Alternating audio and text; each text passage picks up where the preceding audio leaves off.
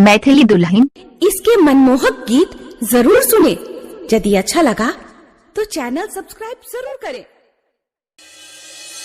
मैथिली दुल्हन आ गया, मिथिलांचल में छा गया।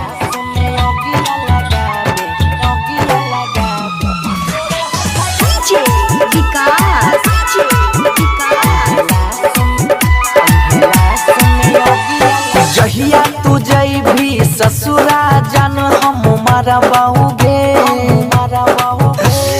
जहिया तू जइभी ससुरा जान हम मरवाओगे।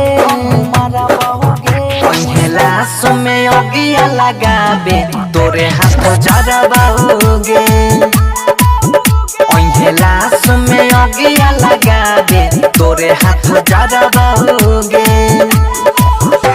DJ Satyam I love you.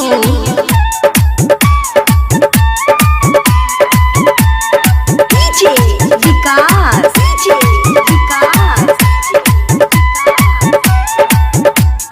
मटियार कला सीतामढ़ी, मटियार कला सीतामढ़ी।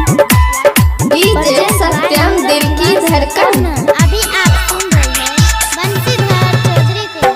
तू ही छी मोर जान गे, तू ही छी पहरान गे। धड़कत हमर दिलवा के तू छहिया रहमान गे। तू ही छी मोर जान गे, तू ही छी पहरान गे। धड़कत हमर दिलवा के तू छहिया रहमान गे। दोसरा नाम के मेहदी लगई भी तलड़ाओगे। दोसरा नाम के मेहदी लगई भी तलड़ाओगे। पहिला समय अगिया लगाबे तोरे हाथ जरवाओगे। पहिला समय अगिया लगाबे तोरे हाथ जरवाओगे। DJ Satyam I love you.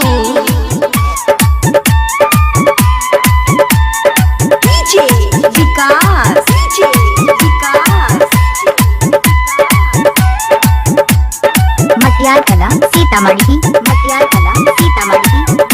DJ सत्यम दिल की धड़कन। हमारा से मुहा नहीं मोर गे, बिचो रहिया में नहीं छोड़ गे। तोरे वियोग में बहई जानू अखियां से लोर गे। हमारा से मुहा नहीं मोर गे, बिचो रहिया में नहीं छोड़ गे। तोरे वियोग में बहई जानू अखियां से लोर गे। दिलही जखम मर हमसे केना भरवा हो गए, भरवा हो गए। दिलही जखम मर हमसे केना भरवा हो गए, भरवा हो गए। पहिला समय अगिया लगाबे तोरे हाथ जरवाओगे। पहिला समय अगिया